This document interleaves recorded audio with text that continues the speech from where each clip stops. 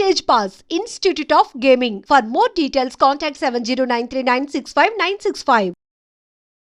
ఇది మిమ్మల్ని అడగచ్చో లేదో నాకు తెలియదు కానీ అడుగుతున్నాను, మీరు చెప్పే సమాధానం చెప్పండి. అంటే నాకు తెలిసిన ఇన్ఫర్మేషన్ అడుగుతాను. అంటే మీరు గబ్బర్ సినిమా చేశారు. గబ్బర్ సినిమా చేసినప్పుడు సంజయ్ లీలా బన్సాలి గారితో మీకు పరిచయం ఏర్పడింది. అప్పుడు ఆయన తీసిన బాజీరావు మస్తాని సినిమా ఆయన డైరెక్ట్ చేశారు కదా, అప్పుడు ఆయన ఒక 4 hours రష్ ఆయనకు ఒక మిగిలిపోయింది, వాడని రష్ మిగిలిపోయింది. అందులోంచి ఆ రష్ మీరు చాలా జాగ్రత్తగా క్లీన్గా అబ్జర్వ్ చేసి అందులో వాడిన షాట్స్ని మీరు ఈ సినిమాలో వాడారు. దానికి తగ్గట్టుగా మీరు కథ తయారు చేసుకున్నారు అన్నది. అంటే ఎక్కడ బతుకుతున్నామండి, ఎక్కడ బతుకుతున్నాం అంటే ఇంత శ్రమ కోర్చి ఇంత సినిమా తీసి ప్రజల ముందుకు వస్తే ఎవడో సంబడి అదే చెప్తాను, ఎవరో ఒకళ్ళు ఇది రాయటం అనేది ఎంత చూక్కుమంటది. నా ట్రైలర్ చూశారు, అందులో గ్రీకులతోటి ఫైట్ షార్ అట్లా పర్షియన్స్ తోటి fight, it's entire day fights. అంటే మీరు బాజీరావు మస్తాని సినిమాలను చూడలేదు, నా ట్రైలర్ అన్నా చూడలేదు. అంటే ఏ మాత్రం మన కాలం కూడా తెలియకుండా ఎప్పుడు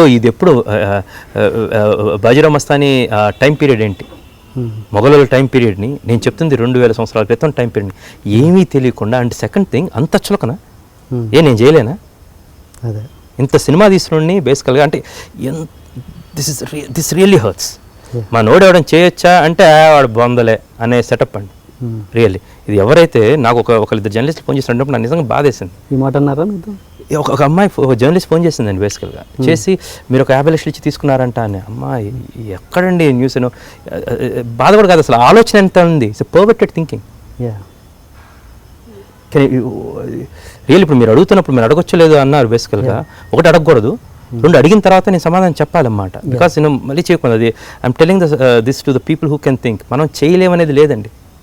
ద ఓన్లీ థింక్ ఈజ్ కర్మ ఏంటంటే తక్కువ రోజుల్లో తీసాను అనేది తప్పు అయితే ఎలాగా. You have to have a dream, but you have to have a dream with dead line. That's what I created here. నా డ్రీమ్ పెట్టుకున్నాను, నా డెడ్ లైన్ అది అనుకున్నాను. అంత డెడ్ లైన్ పెట్టుకుని కలర్ చేయడం నేను చేయటం చేత కదా. మీరు సినిమా చూడండి, ట్రైలర్ చూసిన తర్వాత అడిగారని ప్రశ్న. ట్రైలర్ చూడకముందు అడుగుంటే నాకు అనిపించేది అయ్యో అలా అనుకోవచ్చు, తప్పే ఉంది, బికాజ్ సాన్నిధ్యం అది అనుకున్నది కదా. ట్రైలర్ చూసిన తర్వాత సినిమా అంటే ఏం చూసారు మీరు? ఆ కళ్ళు ఉన్నాయా, ఏమన్నా మెదడు ఉందా? Basically the people who ask basically వీలైతేనో చెప్పు తీసుకుని అర్థం చూసుకోండి. It's absolutely no, it's bullshit. And really painfully చెప్తున్నాను.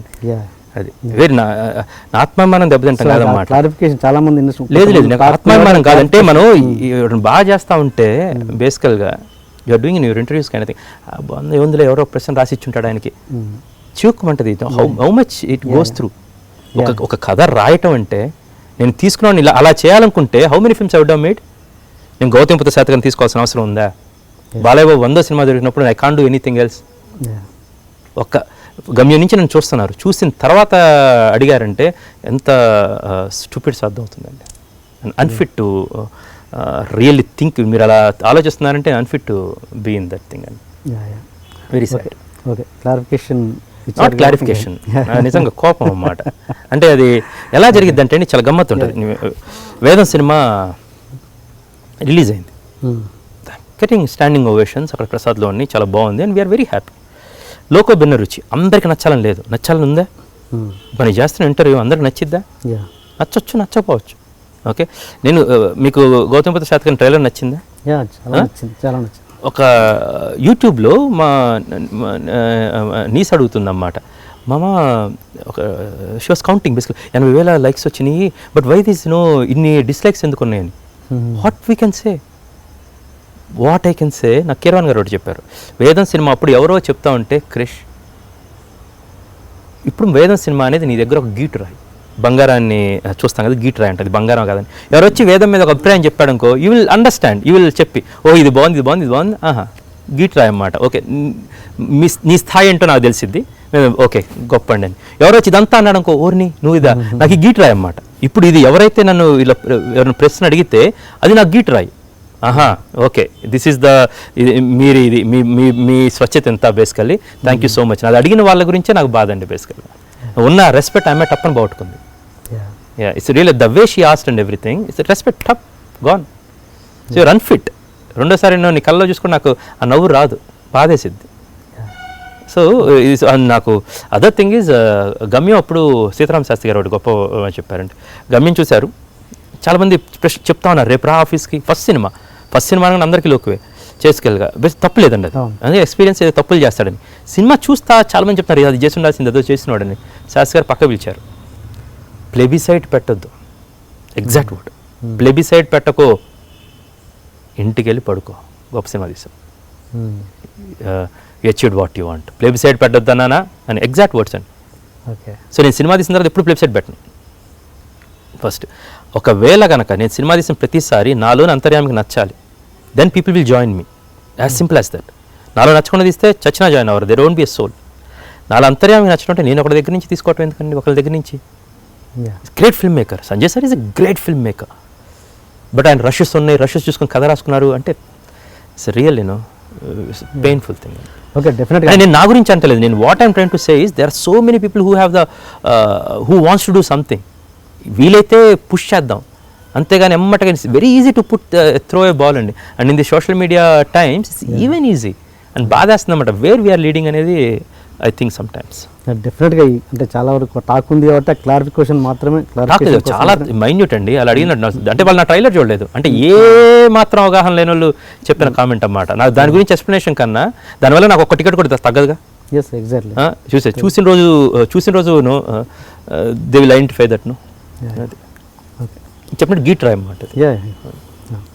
అండ్ సౌండ్ విషయానికి వస్తే సౌండ్ అన్నారు, సౌండ్ విషయానికి వస్తే ముందు ఈ సినిమాలో దేవిశ్రీ ప్రసాద్ గారిని అనుకున్నారు, తర్వాత మళ్ళీ అంటే డేట్స్ క్లాష్ అవ్వడం వల్ల నేను పెళ్లి చేసుకోవటం చాలా తక్కువ సమయం ఉంది బేసికల్గా. నేను తరచుగా మద్రాస్ వెళ్ళలేను బేసికల్గా, ఎంతో డిఫికల్ట్ అయింది బేసికల్గా. So as fast as I have to do ఈ టైమ్ అనేది ఉంది. అంతలోకి I spoke to Devi, request ఇది అనేది నా తప్పు చాలా వరకు ఉంది, చాలా వరకు కాదు పూర్తిగా నా తప్పే అన్నమాట. అది పెళ్ళి ఇవన్నీ ఒక్కసారి ఇలా పెట్టుకోవటం ఒక్కసారి, then time crunches and everything. Then I requested basically Chirantan, because he already did my background music and మన గబ్బర్ చేశారు, కంచె చేశారు. So I went for Chirantan for the sole purpose of release and Chirantan proved himself really again. The way he gave the music, extraordinary. You have to see the background and he killed it, nailed it to the T.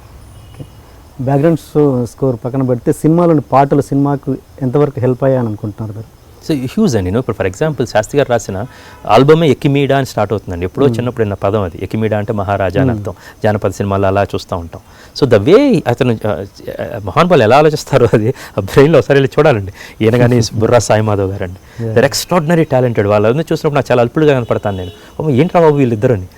So ఆయన album start చేయడం ఎకిమీడా అని మహారాజా అంటూ, అది కూడా వీళ్ళిద్దరు folk ఒక చిన్న మారు వేషాల్లో వెళ్ళాల్సి వచ్చినప్పుడు the way he's return that song చాలా కడవై ఉంటా నడువంపుల్లో అని ఎంత అందంగా వర్ణించారండి, ఏమాత్రం సభ్యత లేకుండా ఎంత చక్కగా చెప్పారు. ఆ రోజుల్లో లాగా రావటం. అదే విధంగా వాళ్ళు మహారాణి లాగా వస్తున్నప్పుడు అమ్మాయి ఒక చిన్న ఒక కళ్ళంటి నీళ్ళు పెట్టుకుంటుంది, దాని తర్వాత బుజ్జగించేనేదో, దాని తర్వాత వచ్చే ఒక సాంగ్లో, ఒక రొమాంటిక్ సాంగ్లో మృగనైనా భయమేలనే అనేది, అంటే జింక లేడీ కళ్ళదానా, అదే జింక ఇప్పుడు చూస్తున్నప్పుడు టటాన్ని కళ్ళాడుతూ ఉంటుందండి, అది చూసినప్పుడు భయమేలని అదరమదోల అదిరినదేలా అనేది. So the way Chirantan music ఒక ఎత్తు అయితే దాన్ని పూర్తిగా ఒక అద్భుతమైన పాటగా మలిచింది సీతారామ శాస్త్రి గారండి. A song is a lyric told musically. సాంగ్లో లిరికే ప్రధానం అండి. ఎవరనంటే చరణాలు ఎవరంటారంటే చెప్పేసి కొట్టుకోండి అంటారండి. So mainly it's a lyric.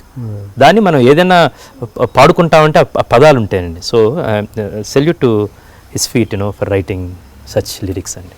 The same time Saaho సార్వభౌంలో నిన్నే కన్న పుణ్యం కన్నా ఏది మిన్న కాదనుకున్న జననికి జన్మభూమికి తగిన తనయుడు అని మన్నన పొందరా అన్నాడు. What is that? Extraordinary somewhere else.